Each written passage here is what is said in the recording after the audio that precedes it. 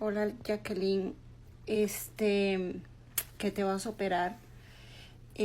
Mi operación fue ambulatoria, o sea, salí el mismo día. Fueron muchas horas en operación, pero salí el mismo día. Yo no me quedé ni un solo día ni en el hospital, que yo creo que puedes tener la opción de quedarte en el hospital porque está el Poliplaza, es un hospital, pero yo crucé la frontera todos los días por un mes y 10 días. Todos los días cruzaba yo la frontera a ir a ver a mi doctor, pero depende de qué te vas a hacer, porque si te vas a hacer una lipo, por lo menos mínimo, necesitas a alguien que te ayude las cosas básicas por una semana.